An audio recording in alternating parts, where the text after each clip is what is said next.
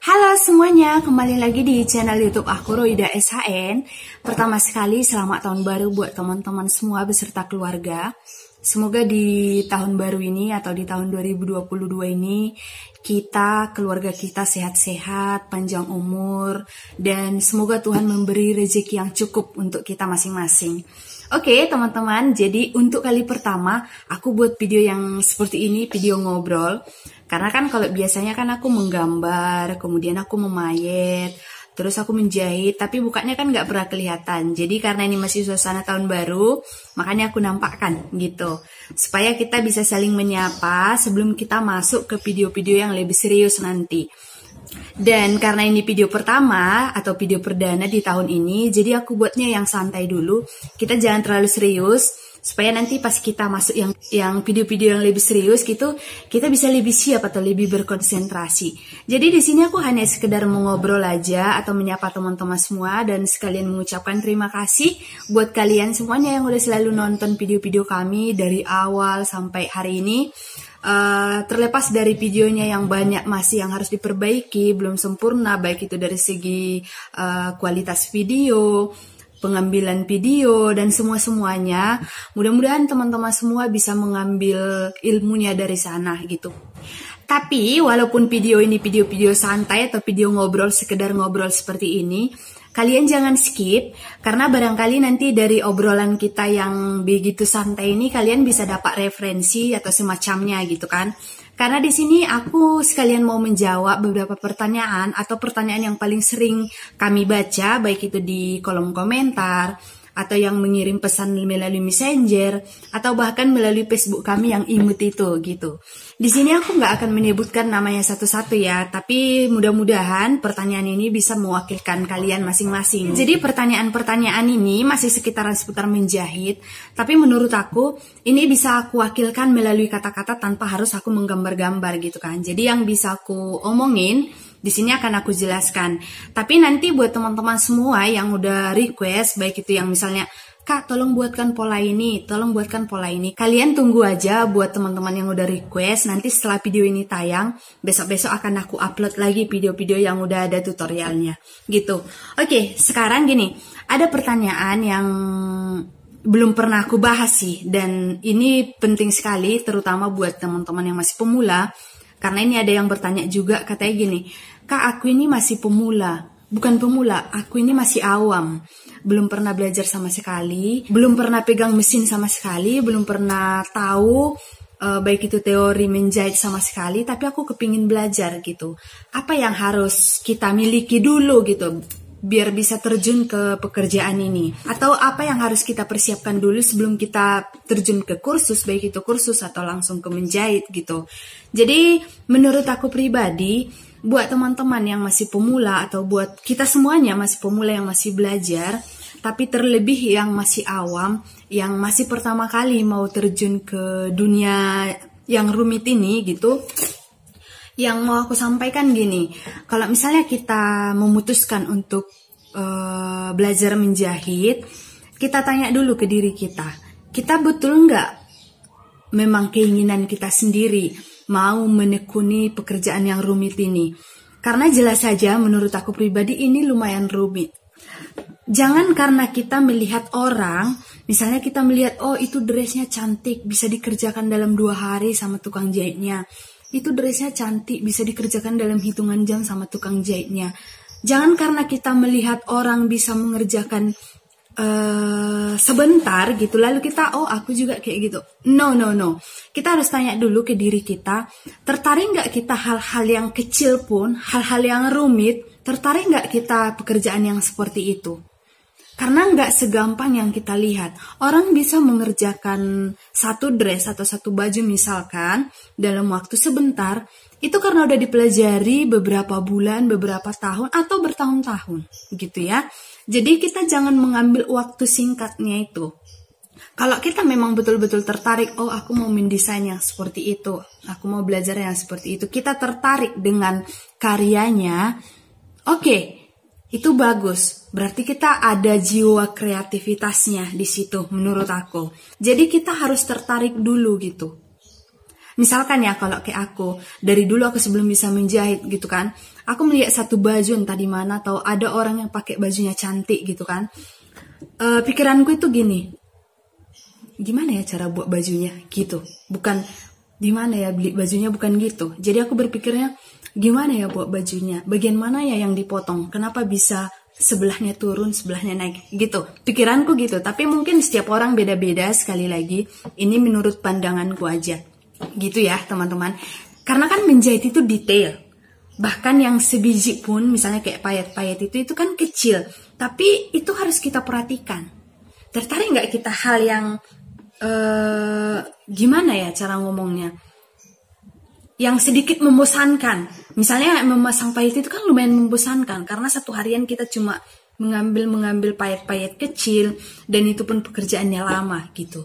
Kalau misalnya kita kayak tertarik, oh kalau aku bisa buat gini, barulah. Jangan hanya karena hebring orang, baru kita ikutan gitu. Itu nggak akan, ya mungkin aja ada gitu, ada yang bisa, tapi lebih bagus kita pikirkan dulu matang-matang. Kemudian ada lagi yang bertanya gini, Kak, kalau misalnya kursus menjahit itu butuh berapa lama supaya kita mahir? Oke, untuk kursus menjahit atau belajar menjahit, kita tidak bisa menyamakan satu waktu untuk semua orang. Karena tentu saja setiap orang, setiap manusia gitu kan, punya kemampuan yang berbeda, punya daya tangkap yang berbeda, dan punya jiwa kreativitas yang berbeda. Ada orang yang belajar seminggu langsung dapat misalnya ilmu dasarnya. Ada orang yang belajar 1 bulan bisa. Ada yang sampai 1 tahun juga masih agak susah gitu. Atau ada orang yang bertahun-tahun pun masih susah. Jadi setiap orang itu punya kemampuan berbeda-beda. Kita nggak bisa samakan. Jadi kalau ada orang yang bertanya berapa lama, ya aku nggak bisa jawab. Tergantung kita, tergantung pemahaman kita, tergantung yang mengajari kita, tergantung rajin kita, tergantung semangat kita gitu. Tentu ada beberapa hal ya yang harus kita pikirkan juga. Misalnya semangat kita, jiwa kreativitas kita tinggi, ya semangat kita tinggi. Kemudian yang lain-lainnya juga mencukupi, misalkan kita punya mesinnya, kita punya duit beli bahan-bahan yang mau kita praktekkan. Tapi kalau misalnya orang yang mengajari kita tidak close dengan kita gitu, ya hanya sekedar ini buku pelajarin, kita akan kesusahan juga. Jadi ada beberapa hal yang harus kita perhatikan. Misalkan yang mengajari kita siapa, ada enggak mesin-mesin kita. Dan di sini aku jelaskan mesin-mesin bukan harus kita langsung di situ belajar beli mesin ini, beli mesin ini, beli mesin ini. No.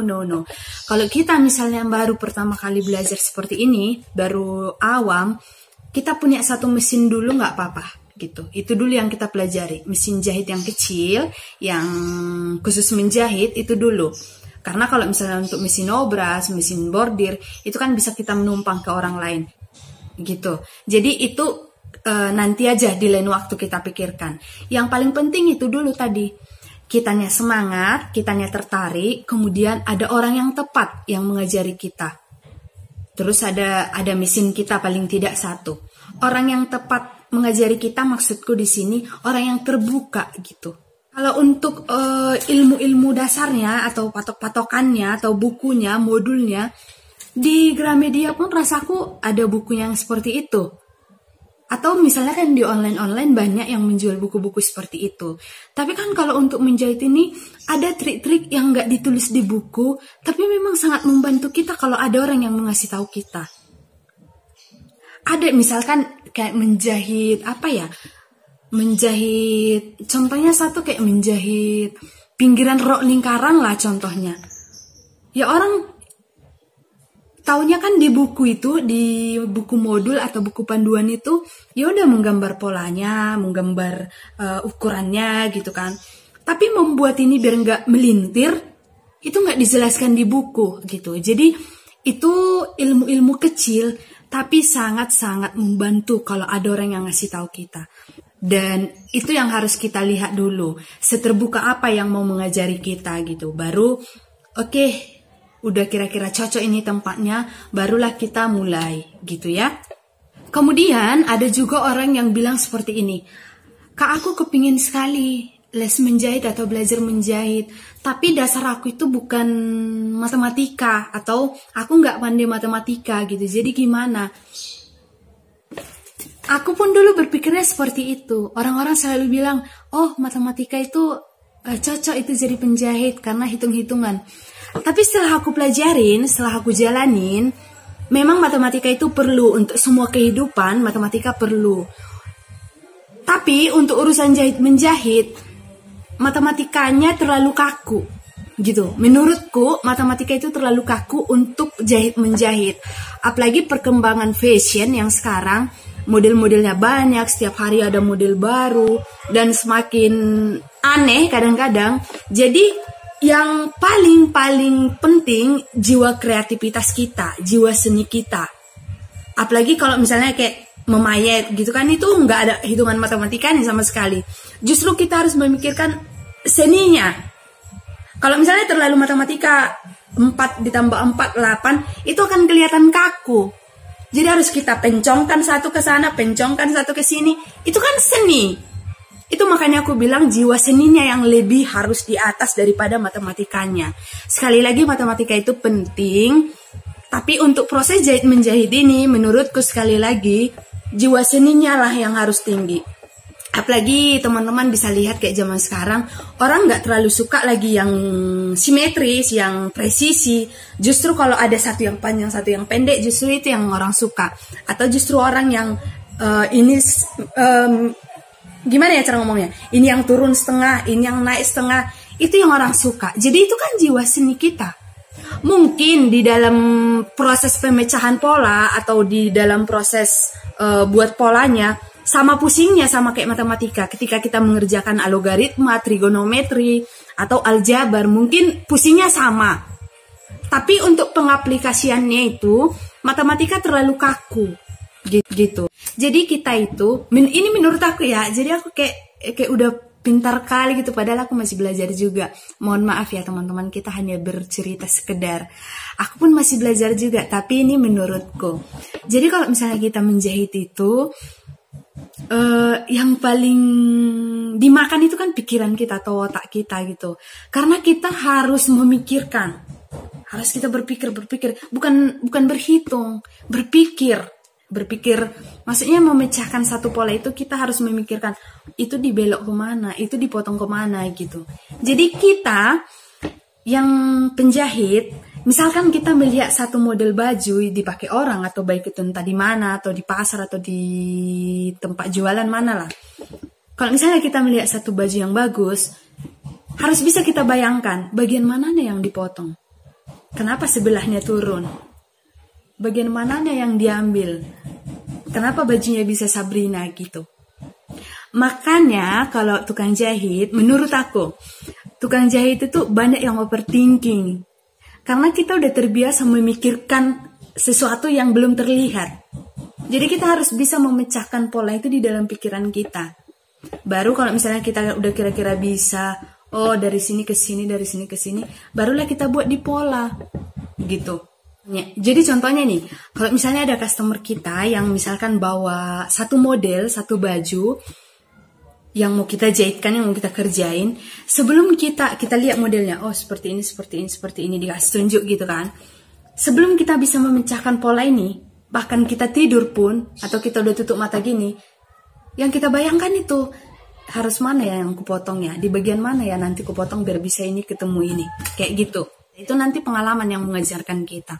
Semakin sering kita menjahit atau semakin sering kita pegang, nanti kita akan menemukan caranya sendiri gitu.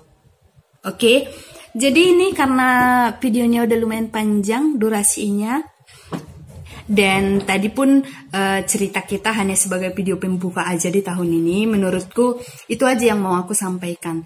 Yang pertama, kalian tanya dulu diri sendiri, tertarik nggak dengan pekerjaan yang rumit ini? Karena nggak segampang yang kalian lihat gitu ya. Dan sekali lagi teman-teman, aku pun masih proses belajar, aku bukan orang yang udah paham semuanya. Aku pun masih sering nonton video-video yang lain, video YouTube teman-teman yang lain. Aku mencari referensi, oh kalau misalnya aku pakai cara ini, cocok nggak di aku? Kalau misalnya aku pakai cara ibu ini, bisa nggak sama aku gitu. Dan aku pun masih belajar. Intinya, kalau kalian misalnya bisa mendapatkan kemudahan dari video yang aku bagi, dari cara yang aku bagi, ya syukur gitu. Tapi kalau misalnya kalian mau coba cara yang lain, silahkan juga. Itu akan menambah referensi untuk kalian semuanya. Oke teman-teman, terima kasih buat kalian yang sudah mendengar ocehanku yang mungkin kurang gitu ya. Mudah-mudahan kita sehat-sehat, tapi jangan lupa besok-besok akan aku upload video-video yang baru lagi. Mari terus saling mendukung, terus semangat belajar. Mudah-mudahan kita di lain waktu bisa bertemu, kita bisa berteman, kita bisa bercerita, kita bisa curhat, gitu ya. Semoga rezeki kita semakin bertambah, kita sehat-sehat, dan sampai jumpa lagi.